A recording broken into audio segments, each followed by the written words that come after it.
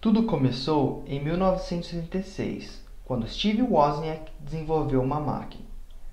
Steve Jobs, que era amigo de Wozniak desde o ensino médio, ficou deslumbrado. Jobs, que tinha uma visão no futuro, insistiu para que Wozniak vendesse sua máquina.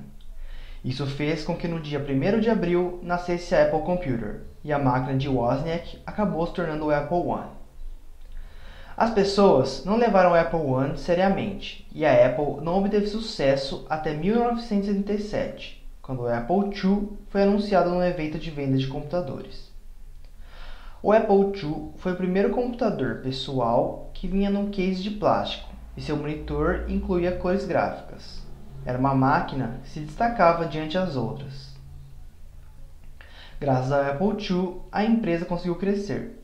No ano de 1978, conseguiu aumentar ainda mais seu crescimento, com a introdução do Apple Disk II, o driver de disquete mais barato da época.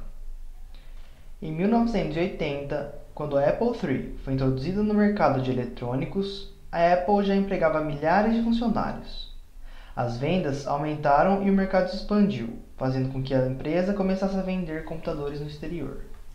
No entanto, em 1981, as coisas se tornaram complicadas. O mercado saturado fez com que fosse mais difícil vender computadores, e em fevereiro deste ano, a empresa teve que demitir 44 funcionários. Como se já não bastasse, Wozniak se machucou em um acidente de avião, o que fez com que Jobs se tornasse o moderador da Apple. Jobs assumiu o posto de gerente do projeto Lisa, porém mostrou-se ser um precário gerente, fazendo com que fosse retirado do projeto. Jobs começou a se dedicar ao Macintosh, e no dia 22 de janeiro de 1984, durante o terceiro quarto do tempo de um jogo de Super Bowl, a Apple fez um comercial de 60 segundos, introduzindo o Macintosh. No início, ele vendeu muito bem, porém, próximo ao Natal de 1984, as pessoas procuravam um equipamento com mais espaço interno de HD e mais memória RAM, o que fez com que as vendas caíssem muito. Em 1981, a IBM colocou à venda seu primeiro PC. O PC rapidamente começou a dominar o mercado. O time de Jobs deveria ser muito rápido para conseguir competir com o computador pessoal da IBM no mercado de computadores pessoais. Jobs percebeu que a Apple se tornou uma empresa grande e que ele não era a pessoa correta para tal trabalho. Em 1983, Jobs começa a avisar John Sculley, então presidente da Pepsi Cola. Em abril, Sculley se torna CEO da Apple. Jobs acreditava que Sculley iria ajudar a Apple a crescer.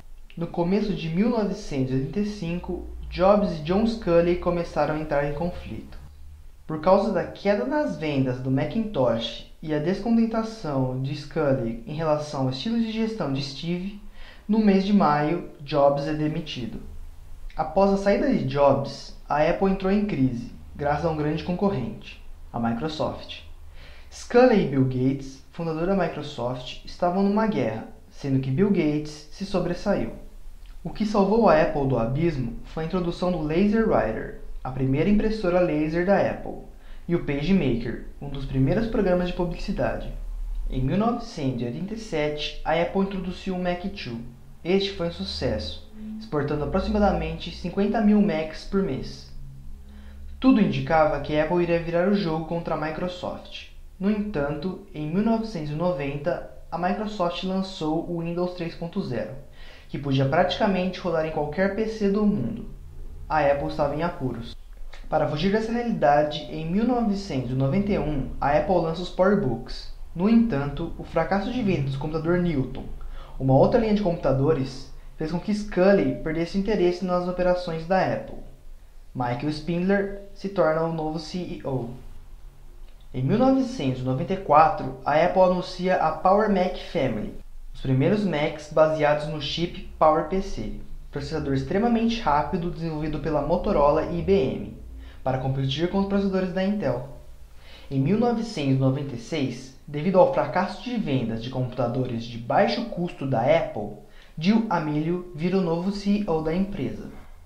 Em 1997, devido ao seu fracasso de reerguer a Apple, Gil Amelio foi resignado.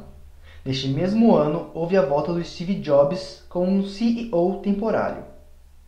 Steve Jobs, ao voltar à empresa, fez várias mudanças na Apple, como contratar o Larry Ellison, CEO da Oracle, fazer uma aliança à Microsoft, que em troca de 150 milhões de dólares em ações da Apple, teria 5 anos de patentes compartilhadas. Outro problema que a Apple tinha eram os clones da Mac. Assim, Jobs comprou a Power Computing e as licenças da macOS da Motorola e da IBM. Deste modo, ainda no final de 97, lançou duas novas máquinas, o Power Mac G3 e o PowerBook G3. A empresa voltou a faturar milhões de dólares em 1998. Voltada para o mercado de baixo custo, lança os produtos iMac, que foram um tremendo sucesso.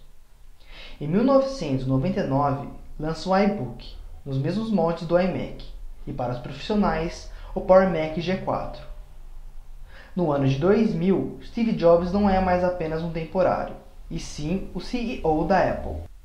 No entanto, no segundo semestre desse ano, a empresa não conseguiu vender muito bem, sendo o Power Mac G4 Cube um fracasso, devido a ter apenas um driver de leitor de DVD, ao invés de gravador de CDs. No ano seguinte, a companhia anuncia uma nova linha de Power Macs, com um driver denominado Super Drivers, sendo que ele poderia ler e gravar CDs e DVDs. Ainda anunciou o iDVD e o iTunes, que fazia com que o usuário pudesse escutar músicas em MP3 e gravá-las. Nesse mesmo ano, a Apple anuncia o seu primeiro produto que não é um computador, o iPod. Em 2003, o iPod começa a deslanchar. Em abril deste ano, a Apple anuncia o iTunes Music Store, que vendia músicas avulsas por apenas 99 cents cada, sendo que elas podiam ser escutadas apenas em produtos da Apple, como Macs e iPods. No primeiro ano, a iTunes Music Store vendeu mais de 70 milhões de músicas, e até junho de 2004, esse número cresceu para 100 milhões. A iTunes Music Store tinha 70% do mercado de downloads legais de música. Assim, o iPod deu a posição de monopólio à Apple pela primeira vez. Em 2005, Jobs anuncia que a Apple faria seus Macs baseados na tecnologia da Intel. Assim, em 2006, lança o Mac Pro, o MacBook e o MacBook Pro, sendo que a empresa também adicionou o Boot Camp para ajudar os usuários a instalar o Windows XP e o Windows Vista nos seus Macs, junto com o Mac OS X. Em 2007, Jobs mudou o nome de Apple Computer Inc. para Apple Inc., sendo que computadores não seriam mais o foco da empresa, anunciando também o iPhone e a Apple TV. Em julho de 2008, a Apple lançou a App Store, uma loja para vendas de aplicativos de terceiros para iPhone e iPod Touch. Em um mês, a loja vendeu 60 milhões de aplicativos e registrou uma média diária de $1 milhão. Em 2010, a Apple lançou o iPad, um tablet com o mesmo sistema operacional do iPhone, assim com a mesma compatibilidade para aplicativos. No primeiro dia, os tablets da Apple, só nos Estados Unidos, venderam 300 mil unidades, e na primeira semana, 500 mil unidades. Nesse mesmo ano, a Apple tem o valor das suas ações maiores que o da Microsoft. Em agosto de 2001, Steve Jobs se afasta do cargo de CEO devido a problemas de saúde, deixando Tim Cook no seu lugar. Em outubro desse mesmo ano, há o anúncio do iPhone 4S. Tempos depois, Steve Jobs falece, devido a um câncer pancreático. No ano de 2012, a Samsung lidera as vendas de smartphone, deixando em segundo lugar a Apple. Em 2013, a Apple lança o iPhone 5S e o iPhone 5C, o primeiro sendo o top de linha e o segundo com especificações parecidas com o modelo anterior, o iPhone 5, no entanto, feito com um material mais barato, assim diminuindo o custo para o cliente. Hoje em dia, a Apple Inc. está avaliada em 483 bilhões de dólares, e segundo a Forbes, é a marca mais valiosa do mundo.